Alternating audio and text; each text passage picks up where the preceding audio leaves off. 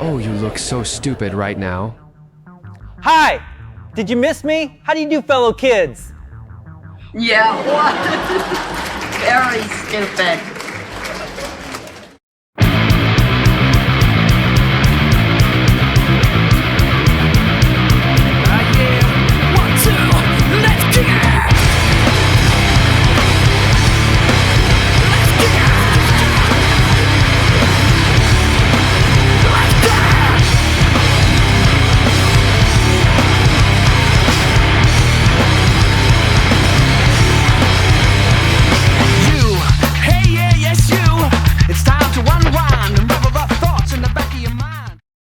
Nu metal, what it is, where it came from, and why it is still with us. Nu metal is often described as one of the most controversial genres in heavy music. It has been accused of almost everything, being primitive, overly commercial, emotionally immature, lacking real guitar solos, and borrowing too much from rap. But there is one problem with that argument. A genre that was supposedly meant to die in the early 2000s is still alive. In fact, it is coming back again. You can hear its fingerprints in metalcore, trap metal, alternative metal, modern hardcore, and a new wave of heavy bands using low-end groove, rapped lines, electronic textures, and emotionally strained vocals.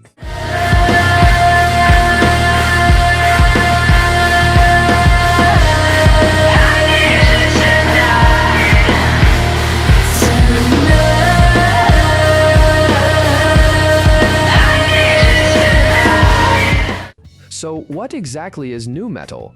The term nu metal has always been blurry. It is not a genre with strict rules, like thrash metal or death metal. It is more like an open territory where heavy guitars collide with hip-hop, funk, grunge, industrial, hardcore, alternative rock, and electronic music. At its core, the sound is built around down-tuned guitars, tight groove, heavy riffs, prominent bass, samples, DJ scratches, rap-like delivery, screaming, and melodic choruses. Classic virtuoso guitar solos were rarely the point. What mattered more was rhythm, energy, and emotional impact.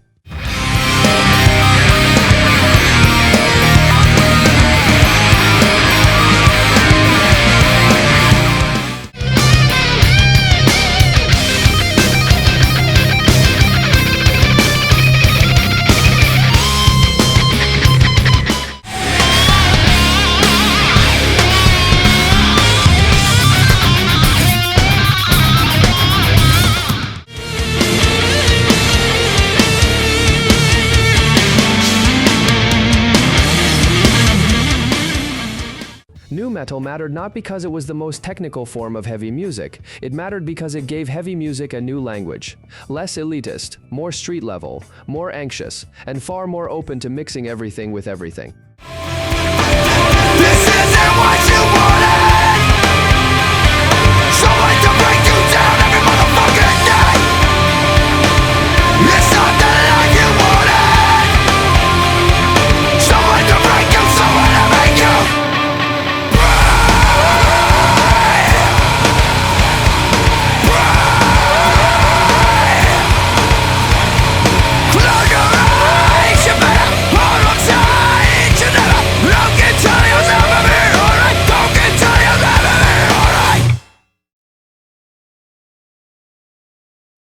Nu metal did not appear out of nowhere. Before it, there were already rap metal, funk metal, industrial metal, groove metal, alternative rock, and hardcore. Anthrax and Public Enemy showed that rap and metal could exist together. Faith No More proved that heavy music could be strange, funky, and unpredictable. Rage Against the Machine made political rap rock sound direct, powerful, and explosive. Pantera and Sepultura gave future nu metal a sense of groove and heavy rhythmic attack. The industrial scene added cold mechanical noise, and grunge gave it depressive emotional weight. Nu metal simply pulled those elements together into a more accessible, modern, and visually powerful form. It became the music of an era when genre boundaries were starting to collapse. Young listeners were consuming everything at once: metal, rap, grunge, electronic music, funk, hardcore, industrial, and alternative rock. And nu metal became the sound of that confusion. Don't wanna think,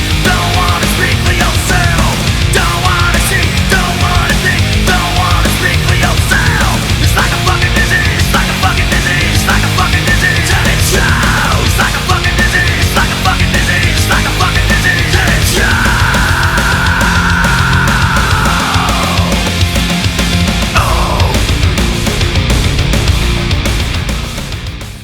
There is another myth about the genre. Nu metal is often presented as if it were completely uniform, as if every band sounded the same. Down-tuned guitars, angry vocals, rapped verses, and MTV-ready choruses. But mainstream nu metal was much more diverse than that. Korn were the traumatic center of the genre. Their music sounded like a nervous breakdown. Down-tuned guitars, percussive bass, broken vocals, and lyrics about pain, humiliation, childhood fear, and inner collapse. Limp Bizkit became the genre's hooligan side. They turned nu metal into a giant party of anger, rap, sarcasm, and adolescent defiance. Linkin Park were the futuristic side of nu metal. Their music carried the atmosphere of the digital age, electronics, hip-hop heavy guitars, cyberpunk anxiety, anime-adjacent visuals, and emotional choruses that turned private pain into a global generational anthem. I will never be anything till I break away from me. I will break away. I'll find myself today. Static X represented the industrial and gothic edge. Their evil disco sounded like a mechanical club nightmare. Cold electronics, sharp riffs, cyber metal aesthetics, and a rhythm that worked almost physically. Deftones were the most melancholic and sensual branch of the genre. They took the heaviness of nu metal and filled it with fog, shoegaze atmosphere, sexual tension, and loneliness. Il Nino brought Latin color into the style. Percussion, Spanish-language vocal lines, acoustic guitars with a flamenco flavor, and fiery rhythms.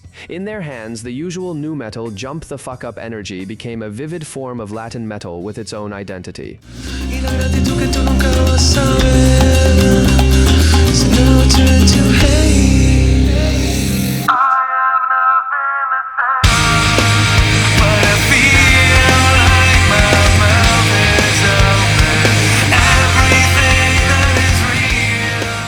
Disturbed turned rage into arena-sized anthems. Their songs dealt with inner demons, social struggle, humanity, religious imagery, self-awareness, and the will to survive. Their aggression was not chaos. It was discipline, resistance, and strength of spirit. Mudvayne arrived as if they had come from outer space. Their album LD50 sounded like a science fiction nightmare. Complex bass lines, broken rhythms, disturbing stage imagery, and lyrics about consciousness, the body, society, and inner mutation. Slipknot pushed the genre toward extreme ritual. Masks, 9 members, percussive chaos, hardcore fury, and the feeling of a collective explosion.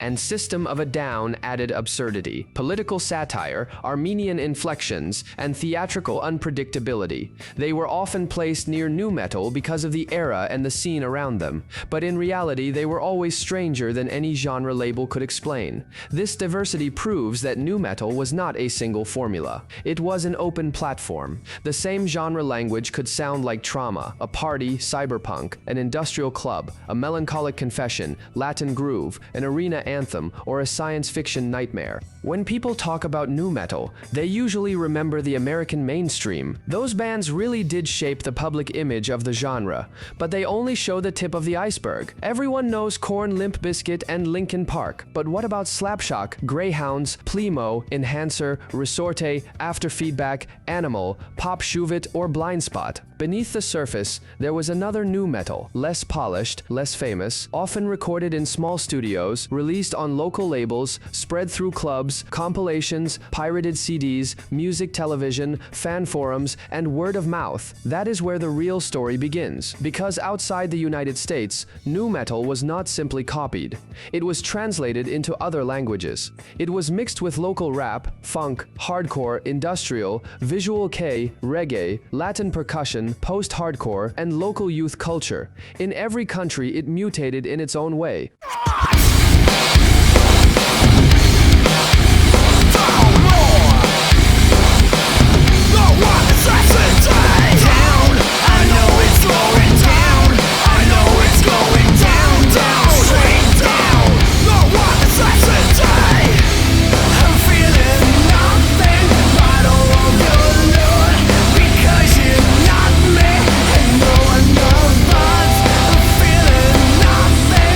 Nothing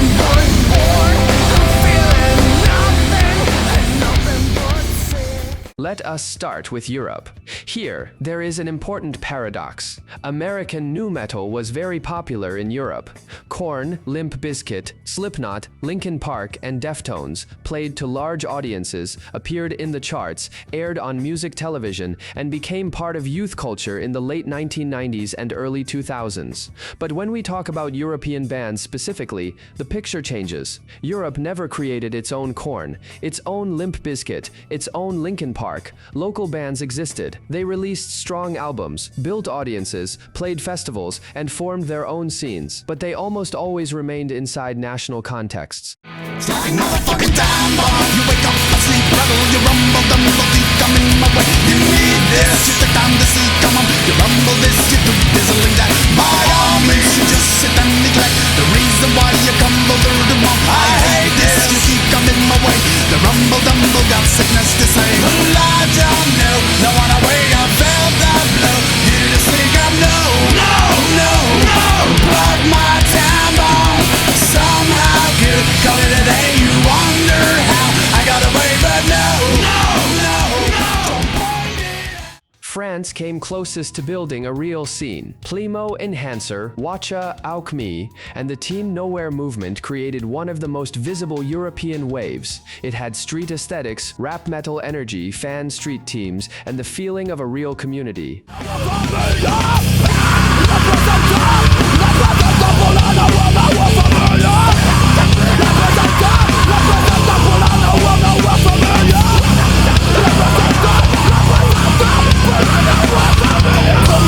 Musical avec nowhere. Le temps que c'est les techniciens dans le business des affaires. Faut bien le dire pour tous ces pervers. Tous ces regards avec de leur carrière.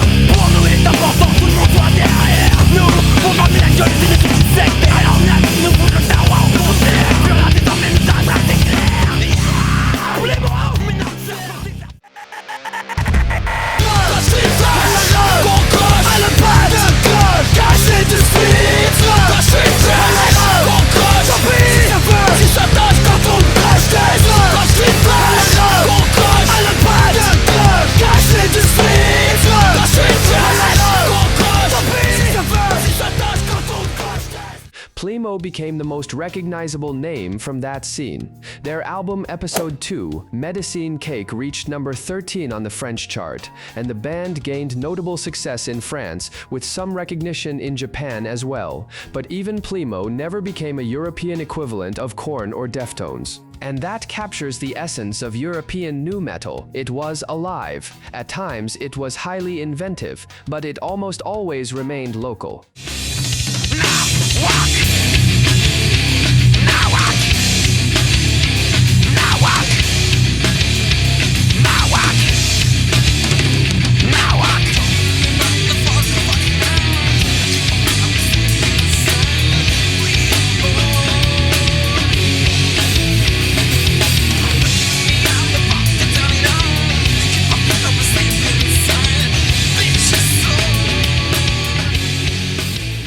If France was the most visible European nu metal scene, then Sweden shows another, equally interesting side of the story. At first glance, Sweden is much more commonly associated with melodic death metal, black metal, and a more traditional school of heavy music. But on the edge of that powerful metal infrastructure, there was also a local branch of nu metal underground. One of the most important names here was Clawfinger.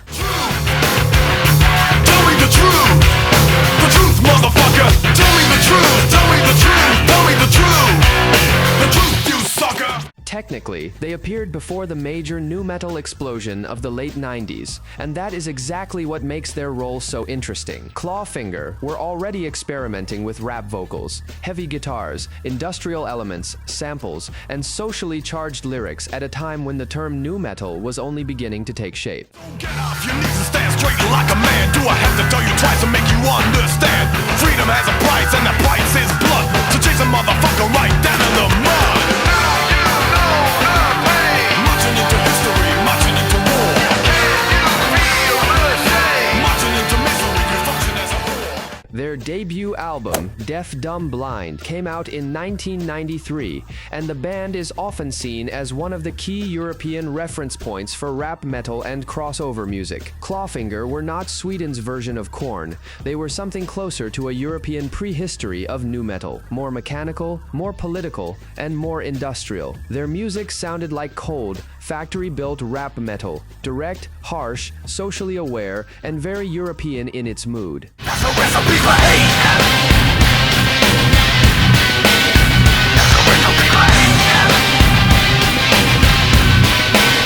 That's a recipe for hate.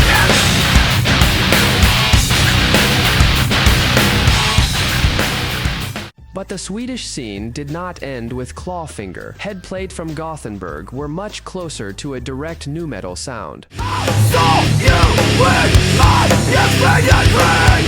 They will you what to your square. So you would not if you drink.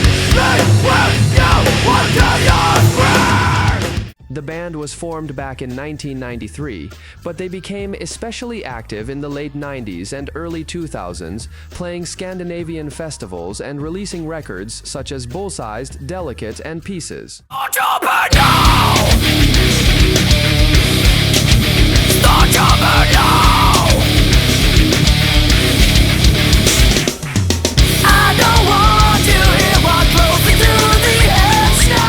Passenger is another interesting case. They were not exactly a nu metal band, but rather an alternative metal project. Still, they deserve a mention because of their lineup and context. The vocalist was Anders Frieden from In Flames, and the band existed as a kind of side outlet for musicians from the Gothenburg scene, who wanted to create something different from melodic death metal. Their only album, Passenger, was released in 2003 through Century Media, and its sound had a simpler, darker, groovier, and at times almost nu metal-like mindset. Feels like I'm falling, like this will never ever change. I just keep stumbling. I am the fool in your charade.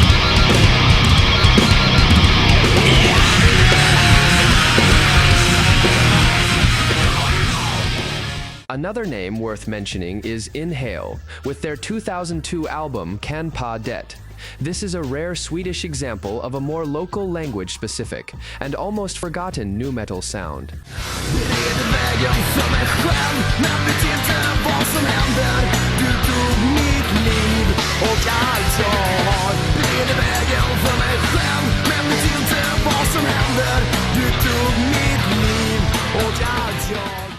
An interesting detail is that the vocalist was Roland Johansson, who would later become known as one of the vocalists of Sonic Syndicate.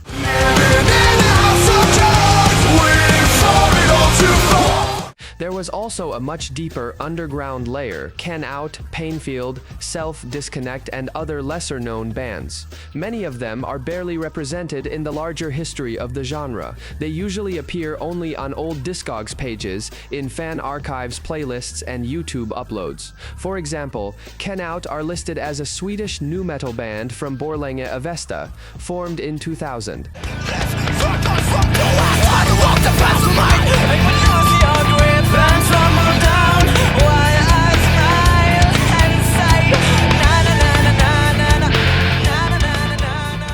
Another interesting example is Stained Red, a band connected to vocalist Henry Bowers, also known as Nils Jansson. Today, he is better known as a Swedish rapper, battle rapper, and spoken word artist, but his early musical background includes a period connected to Stained Red. This is a good example of how the nu metal and rapcore environment could overlap with local hip-hop, spoken word, and the alternative scene.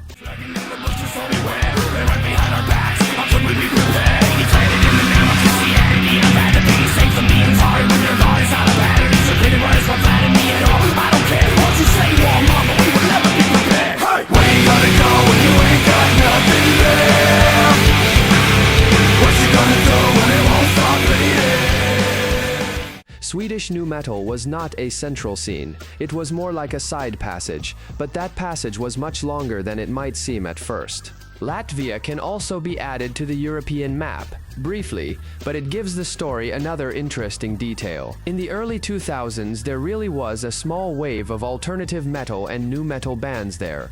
It was not a major scene on the level of France or even Sweden, but a local boom did exist. Among these bands, you can mention Brute Monkey, Pornstone, Fake, and other local acts. Brute Monkey are described as a Latvian nu metal band from Riga, active from 2002 to 2009. No one will help you. No one will teach you how to get out of your problems. No one will tell you. No one will get you. 'Cause you wanna break down. Pornstone were a band from Adagi, formed in 2001, and their 2005 album I Give Myself is listed in music databases as a nu metal release. Tell me more about yourself. Tell me your secret. Fake, with the album The Inevitable, also appear among Latvian nu metal releases from the early 2000s. Sometimes I see no sense in your face. The shit I got toys, I fall in your grace. What I can't tell. Latvian nu metal never became a major export phenomenon, but it matters because it proves just how deeply the genre penetrated local European scenes. The United Kingdom also deserves a separate mention, and here there is a particularly interesting paradox. Britain is the country that gave the world Black Sabbath, Queen, Pink Floyd, the Beatles, the Rolling Stones, Iron Maiden, Radiohead, and countless other legendary artists. But when it came to nu metal, it never managed to produce a band that could become a true rival to the American giants. Of course, the British scene was not empty. There was 1 minute silence with their politically charged rapcore sound. There were Pitch Shifter, who had been developing industrial metal since the late 80s and later crossed paths with nu metal aesthetics. Shut us down, we'll just get back up again. And if you shut us down. And there was Skindred from Wales, a unique band blending alternative metal, reggae punk, hip-hop, electronica, and what became known as raga metal.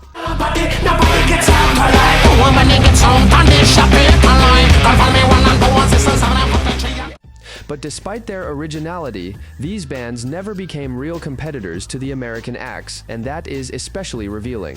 A country that had shaped global rock and metal history for decades became, during the nu metal era, more of an observer than a trendsetter. British musicians could be experimental, talented, and extremely diverse, but the mass image of the genre still remained American.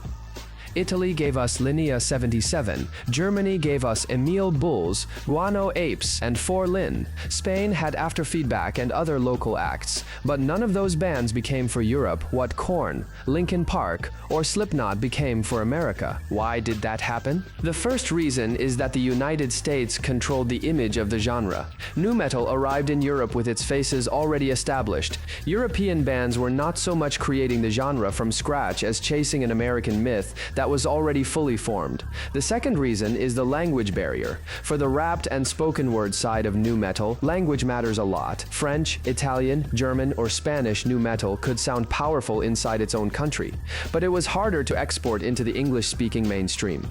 The third reason is Europe's fragmentation. In the United States, a band could grow inside one huge shared market. In Europe, scenes were divided by language, country, media, and touring infrastructure. A French band could be known in France, yet almost invisible in Germany or Britain. The fourth reason is competition from other heavy genres. Europe already had strong metal traditions: death metal, black metal, gothic metal, industrial, power metal, melodic death metal, and hardcore. Against that background, nu metal was often seen less as a revolution and more as an American trend. And the fifth reason is that European bands often moved into neighboring genres very quickly. Many acts started near nu metal, then shifted shifted toward alternative metal, post-hardcore, industrial rock, reggae metal, metalcore, or emo. That is why European nu metal is hard to define as one unified scene. Europe's main paradox is this: the genre itself was known and in demand, but almost all of its mass symbolism remained American. That is why European nu metal should not be treated as a failure.